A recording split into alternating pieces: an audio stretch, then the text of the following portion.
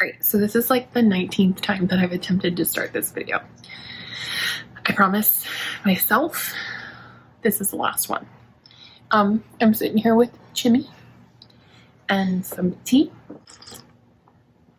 It's a little hot. We're gonna give it a minute. I filmed this exact video about a month and a half ago, 2 months ago, like late October, early November. I didn't post it, and it's not because I'm superstitious, but I am a little stitious.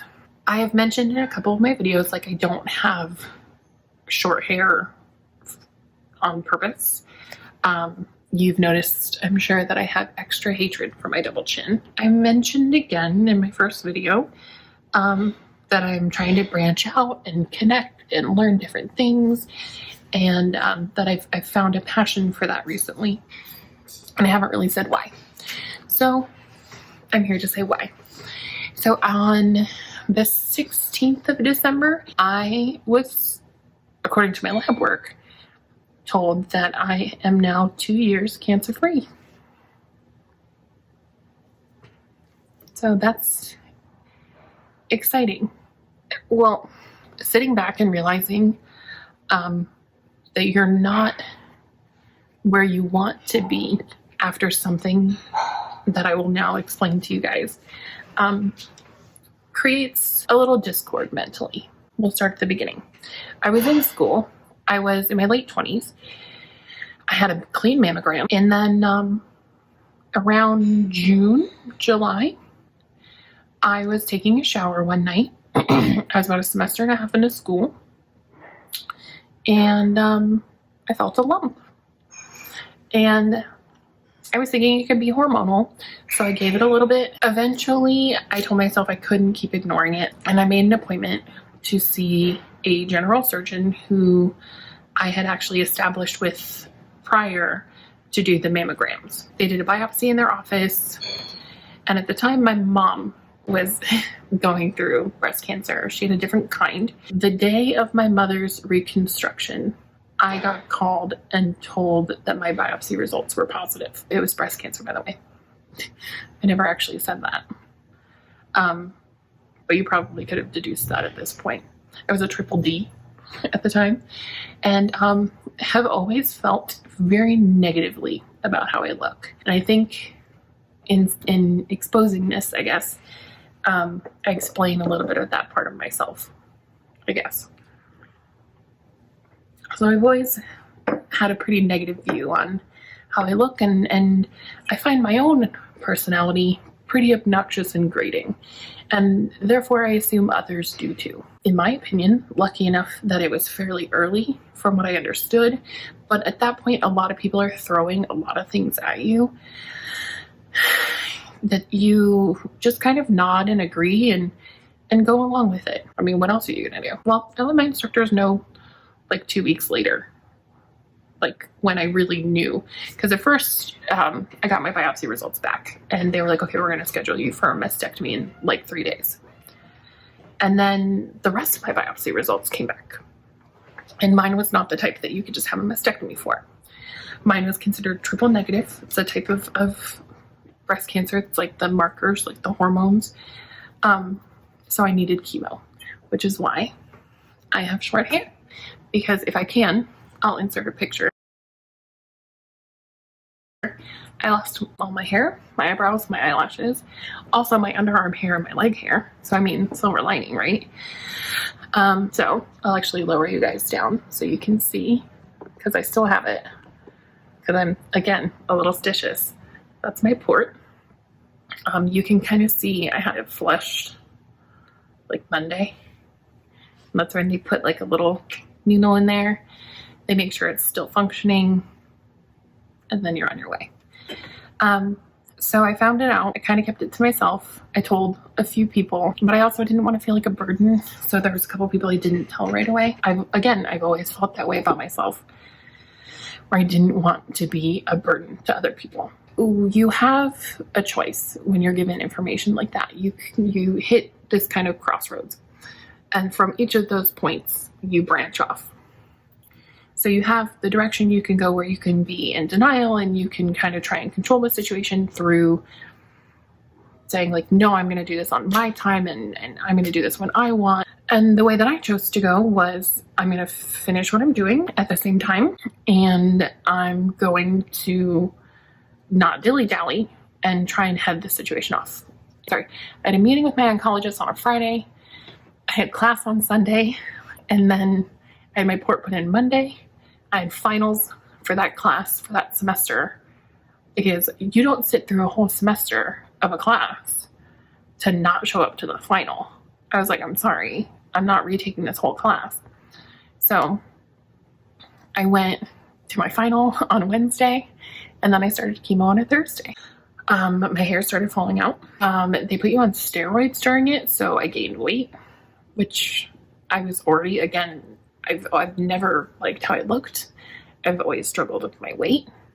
So when something I have very negative feelings towards becomes something even more negative and you can't control it, there was nothing I could do to make my hair not fall out. I tried to make the best of it though. I can try and insert pictures here.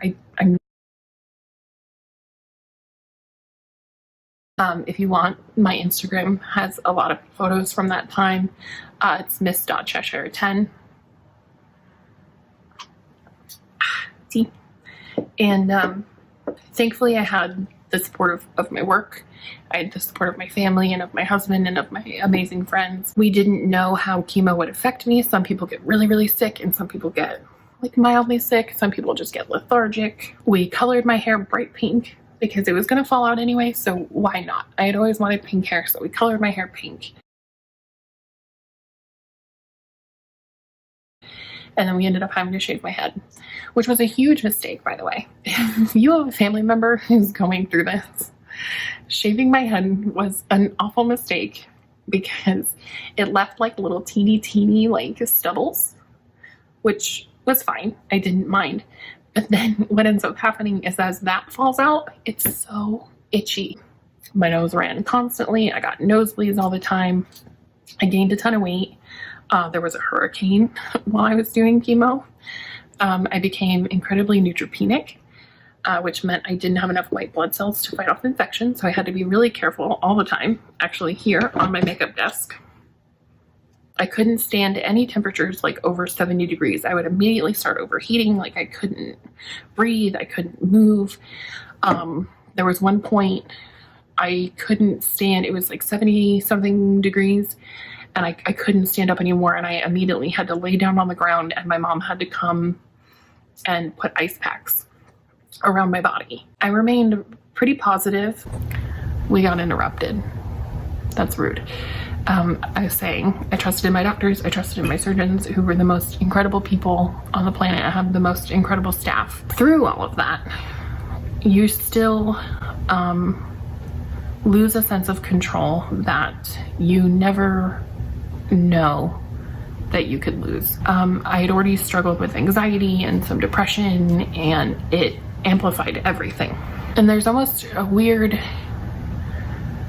juxtaposition that happens because I had my mastectomy November 30th, and I got a phone call I think like December 3rd, and I still have it saved on my phone, telling me that my pathology came back clean, my lymph nodes were clean, all traces of the cancer were gone. And for a little while you feel really empowered by that. And for me, that lasted for a couple months. And then it starts to sink in that it could come back. You start being able to focus on things again. Because at the time you don't have any hair, and you're like, I don't have any hair because my medicine is working, which is how I chose to look at it. Like I was like, I'm bald, I don't want to be bald. I miss my eyelashes, but I was bald because my medicine was working. It was doing what it was supposed to do. But as you get out of the stages of doing that, then it starts to be a little frustrating. I was, like I said, I was very neutropenic. I didn't have a lot of white blood cells, so I would have to use my lunch breaks. I would drive myself to my oncologist's office, and I would get a shot every day. That would boost my white blood cell count. And then every once in a while I would have to wear masks. that to this day I'm used to wearing them around sick people. So I still do. A couple months after I was told that I was in remission, my dad got diagnosed with cancer as well. So it went from my mom to me to him. But my mom had beat it and I had beat it and my grandfather had actually also beat it. So it was like we were untouchable. However, he didn't make it. And that was when things really started mentally going downhill for me. Because that meant that it could get you. It's when I started having more anxiety problems. I think it really clicked in my head that it could come back. It started bothering me that I wasn't having chemo every week, because that meant like I wasn't doing anything to fight it. And then on top of that, I was still dealing with the fact that I had short hair and I didn't like it, and I had dry skin and I didn't like it, and I have this giant scar that I can't do anything about. And I gained weight and I lost any semblance of a figure. So I went from feeling unattractive but unstoppable to feeling unattractive, incredibly unattractive, and like something was lingering around the corner waiting to get me. So my anxiety amped up and I started school again, and so it was affecting school, and I would find myself washing my hands for 20 minutes at a time, because to this day I eat food with like a fork or a knife, or I use a napkin. I don't like to touch my food. I think Jimmy's done his work. I'm trying to be more adventurous because that's what I told myself I would do.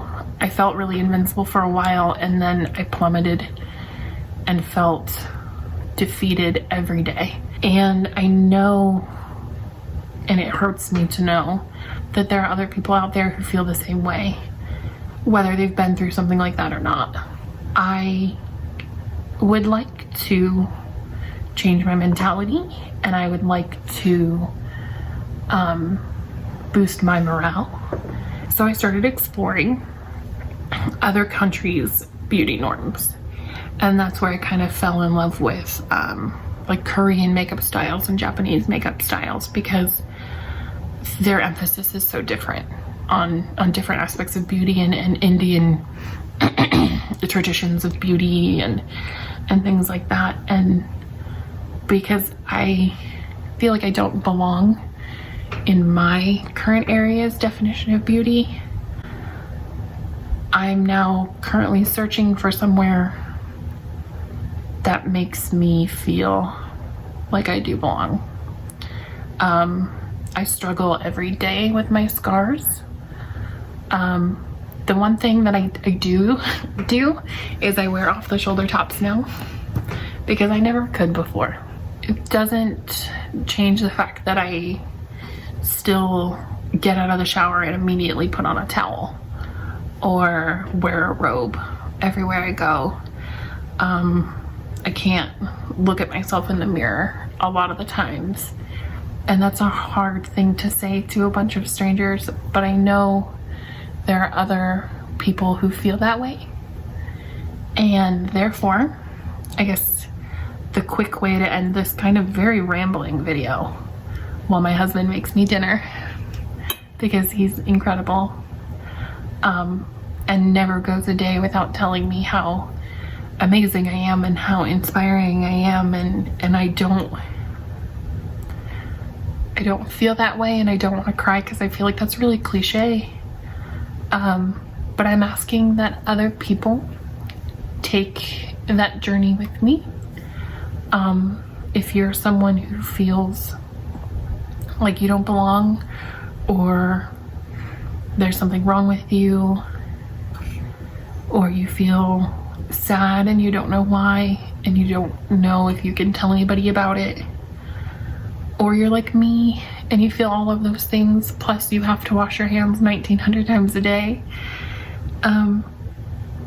I'd like you to come with me because I started this YouTube as a way to explore and force myself out of my comfort zone and to connect with other people and bring other people with me on a journey that after 2 years looking back and thinking to myself, what happened to the strength that I felt and the power that I felt when I was told that I was in remission? What happened to that? I don't know what happened to that, but I'm gonna figure it out. I'd like you to come. We can create our own little community of misfits instead of being envious of other people, which is what I spend way too much time doing, because that's how I feel a lot of the time. Like, part of me has been taken away, like some of the good parts of me have been taken away, and then someone took the bad parts, the insecurity and the anxiety and the self-doubt, and magnified them. And I know there are other people who feel that way. My other videos will not be this sappy. My other videos will not be this moany and groany and they'll be much happier, because that's what I'm trying to be. We'll sit and we'll drink tea and we'll play in makeup and we'll go about town and exploring new things, and because that's what I want to do. It's one of the first times I've ever really put into words how it feels, and that's not how anyone should ever have to feel. And if I could take that feeling away from everyone else and be the only person who felt it, I would. And that's what I'm going to try and do with this channel. But in the end, I don't want to feel that way either. There will always be negative things and there will always be downsides, but I'm tired of that being what my brain sees. And I hope everyone, if I don't see you again, has an amazing holiday. I've decorated because Christmas is my favorite, and it's not because of getting gifts. I love buying things. I love buying things for other people and surprising them, and it makes me so happy. So I hope you subscribe. I hope you stay. Share this video if you have somebody that you know feels this way. Let them know that they can come here and hang out with me. I'm on Facebook at miss.cheshire10, or just miss.cheshire. Terrible at social media, can you tell? And I'm on Instagram. I have two. I have a personal account and I have an account that's associated with this. That one is miss.cheshire10. We'll find something fun to do. Leave suggestions in the comments. We'll find something fun. It doesn't even have to be makeup. With that being said,